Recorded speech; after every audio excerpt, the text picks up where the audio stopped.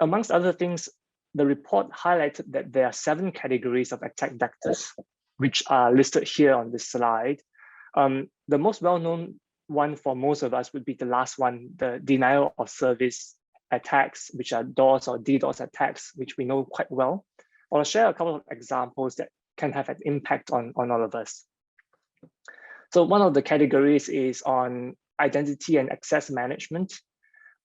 So basically a registrant. So if you own a domain name, in the industry, we would term you as a registrant, or interchangeably, you would be known as a domain name owner.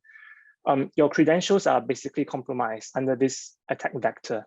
And the attacker can actually transfer your domain out of your control or modify the domains, your domain's DNS servers to allow intercepting of traffic or redirecting to a criminal destination. So people trying to visit your website might end up visiting another website. So this is an interesting area which we all should take note of, because we could all be affected by such an attack vector.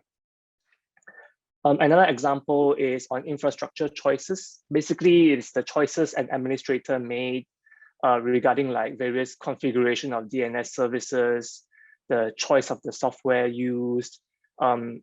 Sometimes, to keep costs down, they could build in less redundancy.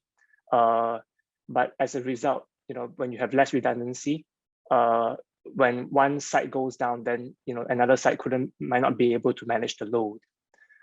So this is also very interesting for us as we business owners. When you're leaving your online business to a service provider, sometimes it's important to understand what are some of these choices they made on your behalf as part of their operations. So it's interesting for us to also want to take note, considering that security is more and more a requirement for all of us.